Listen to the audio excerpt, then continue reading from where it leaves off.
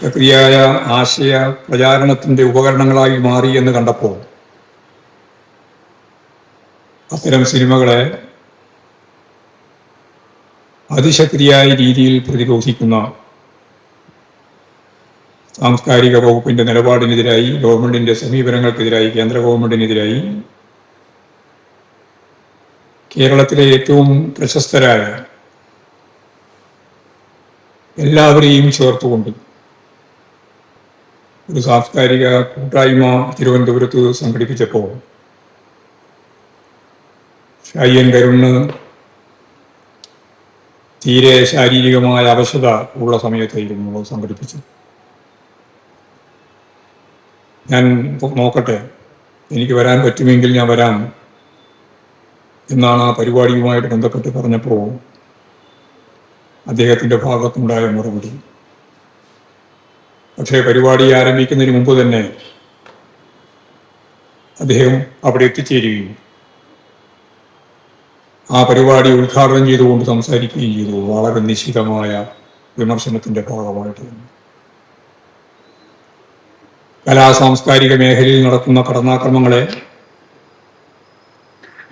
ഞാൻ നേരത്തെ പറഞ്ഞ വർഗീയ ധ്രുവീകരണ പ്രക്രിയയെ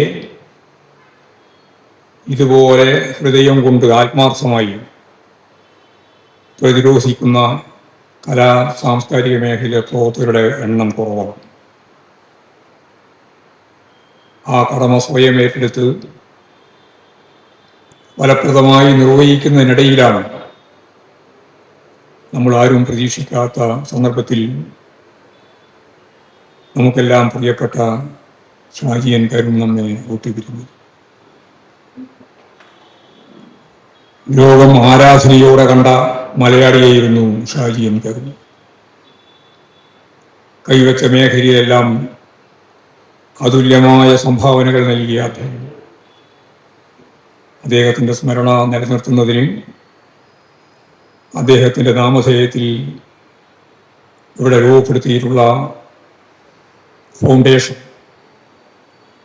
അതിൻ്റെ ഭാഗമായിട്ടുള്ള ഫൗണ്ടേഷൻ തന്നെ തീരുമാനത്തിന് അടിസ്ഥാനപ്പെടുത്തിയിട്ടുള്ള വെബ്സൈറ്റിൻ്റെ ഉദ്ഘാടനമാണ് നിങ്ങളെല്ലാം സമ്മതത്തോടുകൂടി നിർവഹിച്ചതായിട്ട് ഞാൻ ഒന്നുകൂടി അറിയിച്ചുകൊണ്ട് സഖാവ് ഷാഹിൻ കരുണിൻ്റെ സ്മരണത്തിന് മുമ്പിൽ ആദരാഞ്ജലികൾ അർപ്പിച്ചുകൊണ്ട് ഈ നാടിൻ്റെ മഹാനഷ്ടത്തിൽ അദ്ദേഹത്തിൻ്റെ കുടുംബാംഗങ്ങൾ നമ്മൾ ഓരോരുത്തരും അനുഭവിക്കുന്ന ദുഃഖത്തോടൊപ്പം ചേർന്ന് ഞാൻ എൻ്റെ വാക്കുകൾ ഉപസംഹരിക്കും.